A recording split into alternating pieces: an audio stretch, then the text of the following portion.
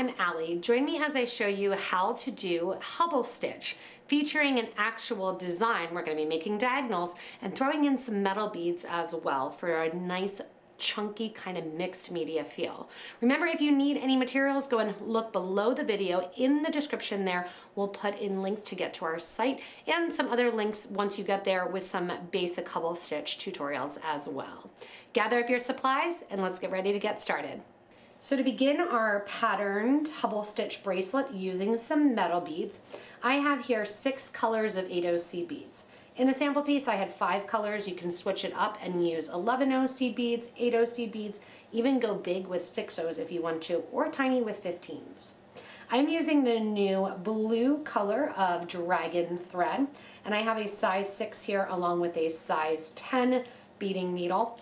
And my colors lined out along with my metal rondelles. These rondelles are 3 by 2 millimeter, which is perfect because that's about the same size as an 8O bead. If you want the metal beads to stick out more, you can use a 3 millimeter or even a 4 millimeter, and this design will work just fine. I'm going to begin showing you how to do Hubble Stitch, and then we're going to advance from there. We're going to begin with our first color, that dark silver lined blue, and we're going to add 3 beads onto our thread and needle and drop it down to a stop bead that I've added, leaving about 10 inches of thread to add my clasp at the beginning. From here, our first Hubble unit, we're going to sew up through bead number 1 toward bead number 2, and we are going to let that fall back into a triangle shape. From here, we're going to add our 4th bead. Hubble Stitch is a combination of herringbone and right angle weave a little bit. Using that metal bead then, which is going to be bead number 4, I'm going to come down through bead number 2 to finish off that Hubble unit. From here, we're going to start our red beads. 3 of our lava red beads go on, and we're going to drop them down to the last unit that we've created. Once again, just like we did next to the stop bead, take your needle and go through bead number 1 toward bead number 2. Pulling this in a little closer will show that design element even closer as we add in the 4th bead. Push that through, circling that up, and that folds open basically an opening between beads number 1 and bead number 2.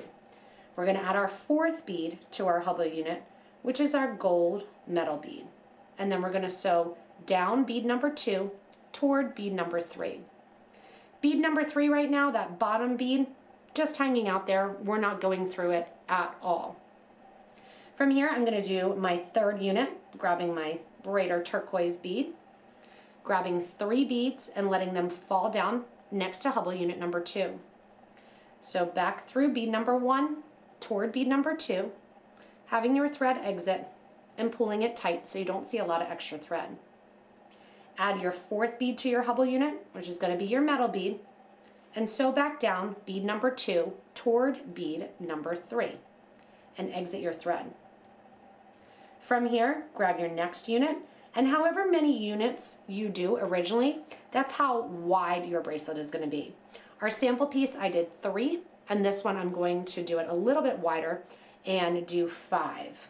So going in, I'm doing number 4 here, and I'll speed it up a little bit so you can see how fast it is, and then I'll show you how we're going to get our pattern as well as step up and add on more rows.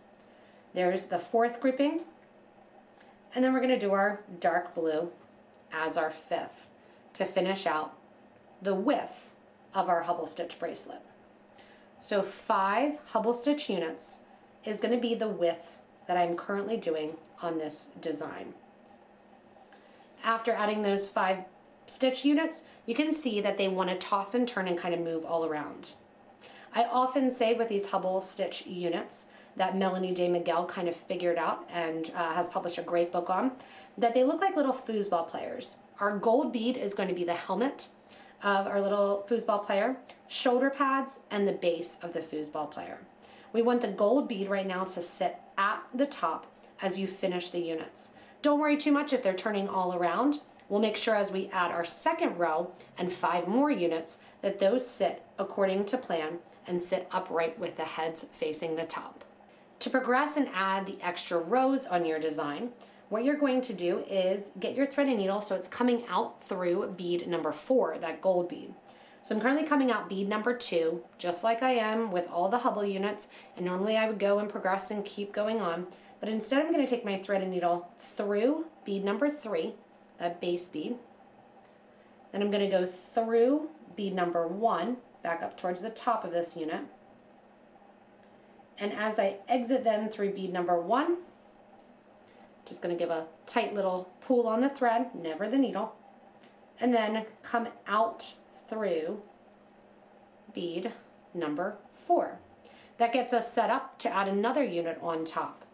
As we add the next units, you're going to notice that it's going to look like you're only adding 2 of your colored beads because we're catching on to the head of the last Hubble unit. When you catch on to the head of the last Hubble unit, it then becomes the legs of the next little foosball player that sits on top. From here, I am going to start to work backwards. So I'm going to work backwards in my color. Don't worry, we'll get that one on there too. But we're going to work backwards with our color set. Coming out of bead number 4, I'm going to add 2 beads going backwards in my color range here to that ruby color. And so back through bead number, what is now 3. So we're using bead number 4 from the last Hubble stitch row to be bead number 3 in this second row that we're creating. So back up through bead number 1, add a 4th bead, your gold bead again, and so down through bead number 2.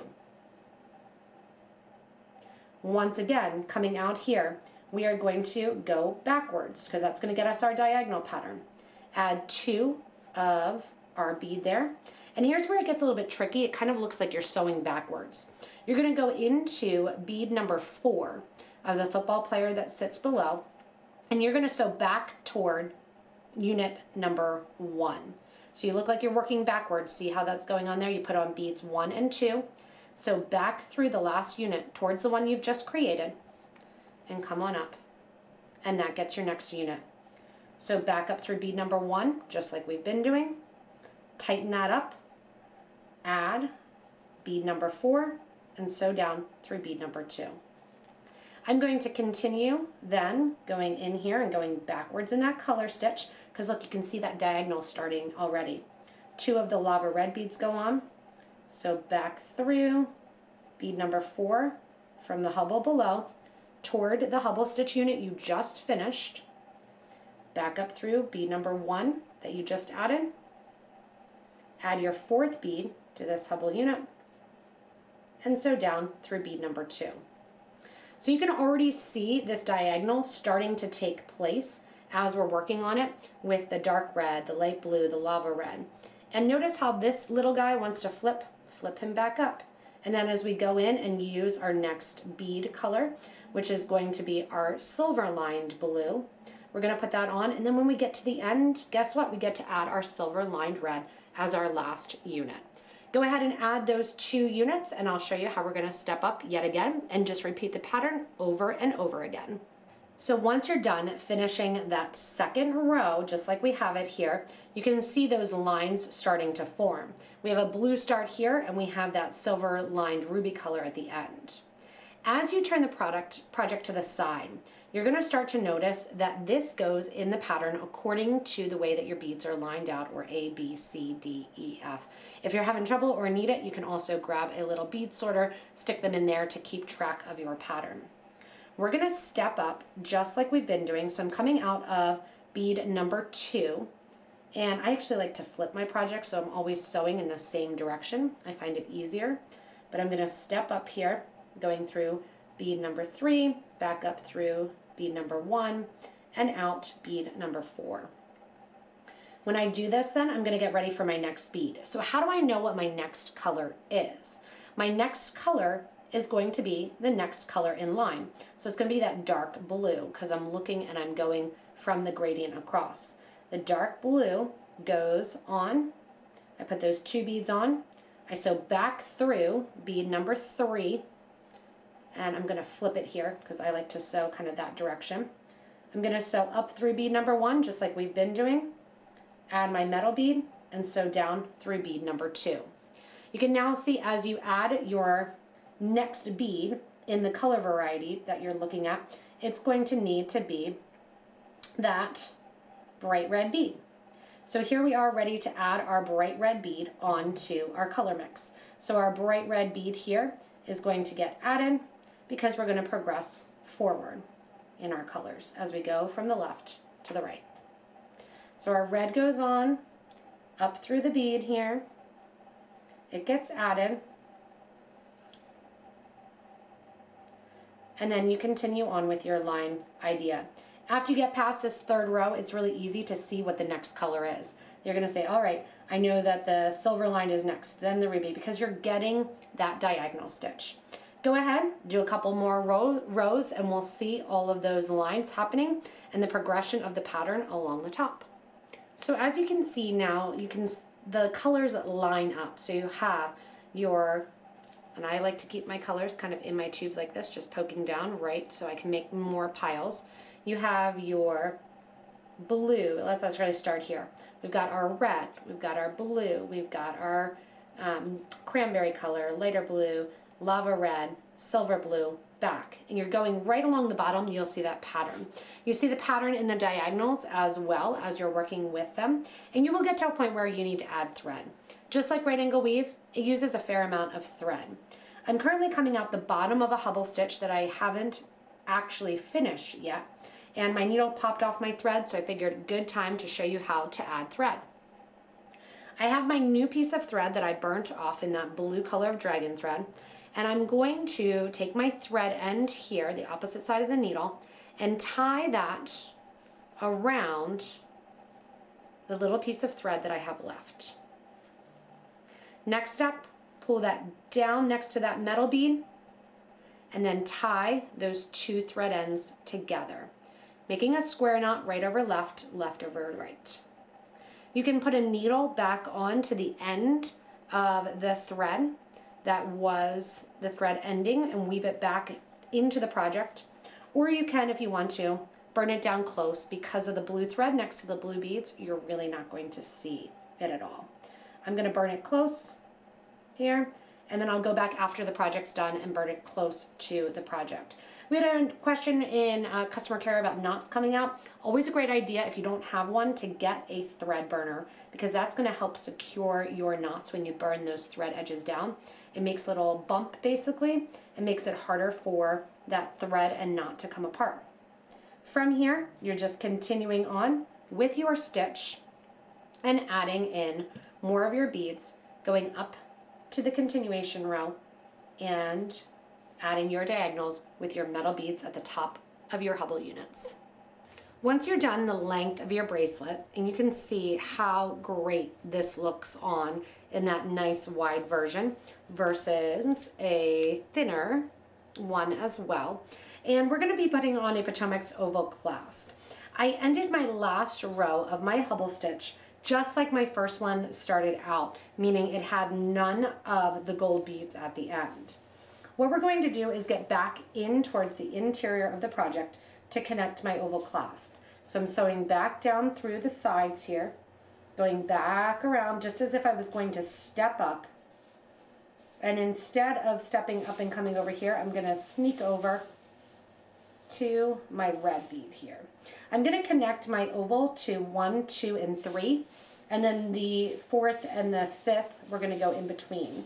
So I'm going to come out of my red top right here, and I'm going to go in and I'm going to link on to my first loop of my clasp. This side with my crystal is a little bit harder. The loop side, really, really easy going in and out, so I figured I'd show on this one. I have 2 different options for my crystal here. I have a blue zircon, which brings that nice bright blue out. And then also, in case you want to switch it out or see a different one, here is a nice mystic one here with that lighter color. So I'm going to go with my darker blue. Kenzie picked that one out from our customer care team. And coming out here, I went through the first clasp, going around, and I'm going to go back into that same bead. So just kind of circling around. Then you can see the next portion doesn't actually hit anywhere. So what I'm going to do is grab one of my beads here, I'm going to go up through the clasp after grabbing a bead, so through that side of the clasp here. And then I'm going to sew in towards my middle one. Don't worry, we'll come through and we'll reinforce it. So don't worry about those people that are like, oh no, you're not reinforcing it. We will definitely reinforce it. Coming out the blue, we're going to go to the next one as well and loop around, going through that middle loop. You can see I sew off to the side there. Circling around, coming back through that same blue bead. Once again, grab a red, sew through your next one.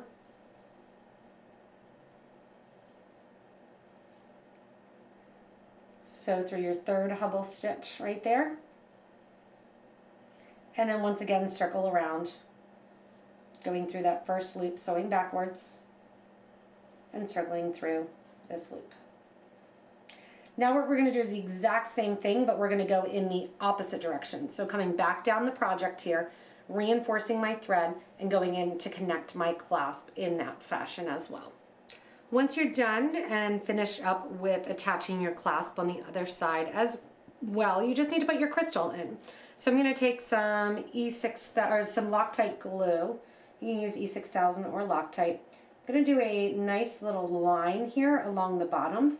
And I'm not worried about the sides because the glue will push up as I drop in my crystal there. And just press it down along the sides, making that glue stick. And as it dries, it'll stick right in there and your bracelet will be done. Just to show you too that nice look of the bracelet on. And hopefully this gives you lots of ideas for taking some simple hubble stitch and really adding some metal, doing some patterns, and having fun with the bracelet. Thanks so much for joining me in this patterned hubble stitch video. Remember, go to that landing page, which is linked in the description if you want to see other hubble stitch videos as well. We have those linked there. Remember also, if you haven't yet, subscribe so you don't miss anything from us here at Potomac Beads and can interact more with our Potomac Beads amazing community. Thanks so much for joining in, and we'll see you on more examples and more tutorials coming up.